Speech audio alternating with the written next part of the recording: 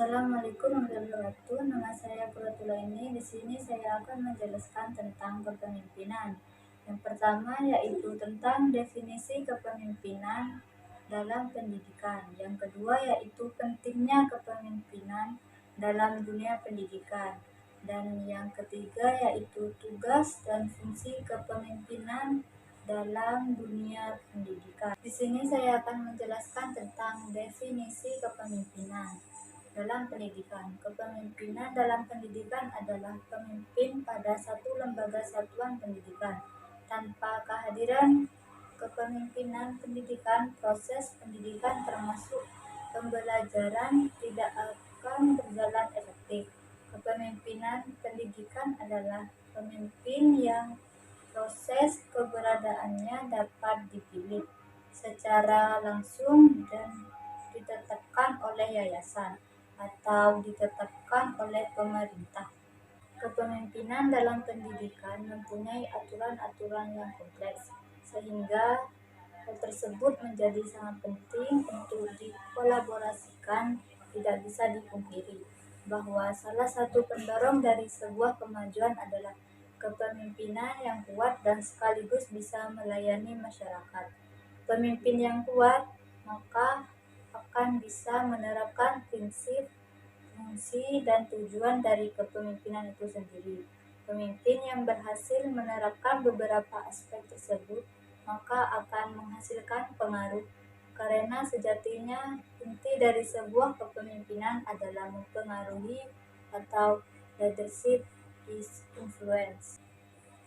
Yang kedua, di sini saya akan menjelaskan tentang latar belakang pentingnya kepemimpinan pendidikan, terutama terletak dalam dunia pendidikan itu sendiri, dengan segala perubahannya.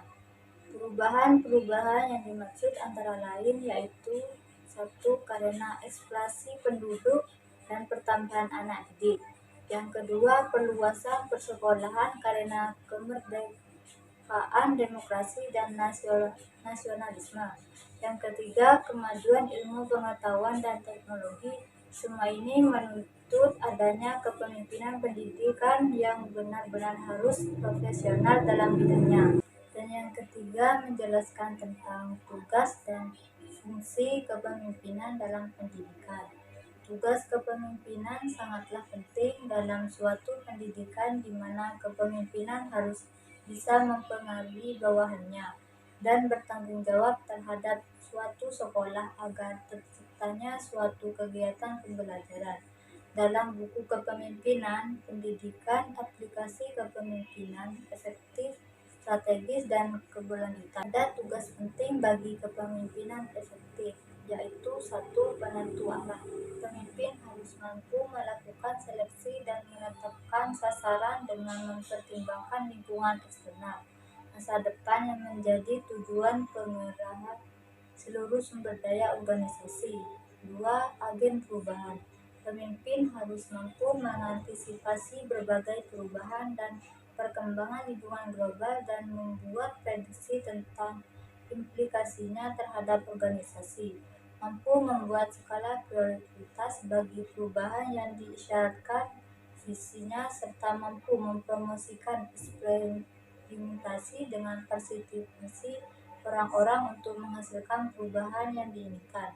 Tiga, juru bicara. Pemimpin harus mampu menjadi negosiator dan pembentuk jaringan hubungan eksternal, menyusun visi dan mengkomunikasikannya, melakukan pemberdayaan, serta melakukan perubahan.